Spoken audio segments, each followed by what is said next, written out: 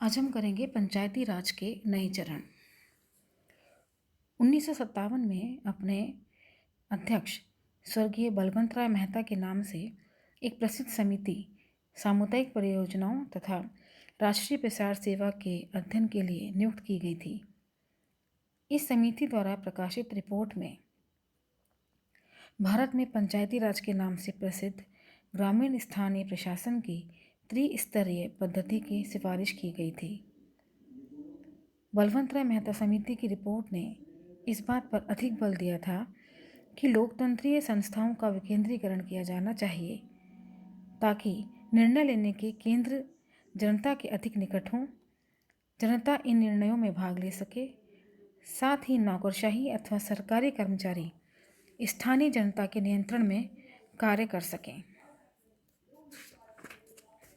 भारत में पंचायती राज को 3 बड़े दृष्टिकोणों के साथ संबद्ध किया गया है। पहला दृष्टिकोण के अनुसार यह सामुदायिक विकास के उद्देश्यों की पूर्ति का साधन समझा जाता है। दूसरा दृष्टिकोण पंचायती राज को स्थानीय शासन के रूप में समझना है। इसके अनुसार प्रारंभिक और अंतिम विश्लेषण में यह स्थानीय स्वशासन की इकाई तथा ग्राम स्तर पर लोकतंत्र का विस्तार रूप है।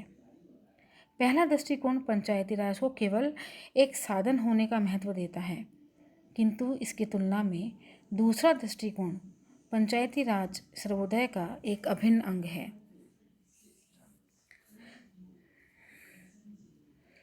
आरंभ में इन दृष्टिकोणों की विविधता से कुछ समस्या उत्पन्न नहीं हुई, बल्कि सभी दृष्टिकोण रखने वाले व्यक्तियों ने पंचायती राज संस्थाओं का न केवल समर्थन करने का आश्वासन प्रदान किया, बल्कि इसमें पूरी सहायता भी प्रदान की। उपरोक्त सभी कारणों का सम्मिलित परिणाम यह हुआ कि आज पंचायती राज अपने पुराने वास्तविक रूप की महत्वहीन प्रकृति मात्र रह गया है। वस्तुतः यह कहना अनुचित नहीं होगा कि भारत में अब एक शक्तिशाली ग्रामीण प्रशासन स्थापित होने वाला है। इन परिस्थितियों में केंद्र सरकार ने अशोक मेहता की अध्यक्षता में पंचायती राज संस्थाओं पर एक समिति नियुक्त की, जिसका उद्देश्य पंचायती राज संस्थाओं को सुदृढ़ बनाने वाले उपायों का सुझाव देना था। इस समिति ने अगस्त 1978 में अपनी रिपोर्ट प्रस्तुत की, जिसमें 100 से अधिक सिफारिशें की गई हैं। समिति की सबसे महत्वपूर्ण सिफारिश यह है कि पंचायती राज की द्विस्तरीय पद्धति का निर्माण किया जाए।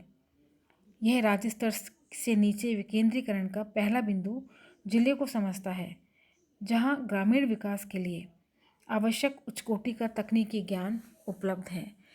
संक्षेप में, जिला परिषद महाराष्ट्र और गुजरात की तरह एक कार्य निष्पादक संस्था होनी चाहिए। जिला परिषद के नीचे एक मंडल पंचायत बनाने का प्रस्ताव किया गया है, जो कि कई गांवों को मिलाकर बनाई जाएगी। समिति के द्वारा पंचायती राज की द्विस्तरीय प्रणाली का समर्थन करने वाले सुझावों पर ध्यानपूर्वक निष्पक्ष विचार की आवश्यकता है। समिति एक निर्वाचित और ग्राम स्तर पर विकास कार्यों में भाग लेने वाली इकाई के पक्ष में नहीं है। यह केवल ग्राम समिति मात्र से ही संतुष्ट है। इस समिति के द्वारा कुछ अन्य सुझाव भी दिए गए। जहाँ तक करों का प्रश्न है, अशोक मेहता समिति ने पंचायती राज संस्थाओं को कर लगाने के आवश्यक अधिकार दिए जाने की सिफारिश की है, ताकि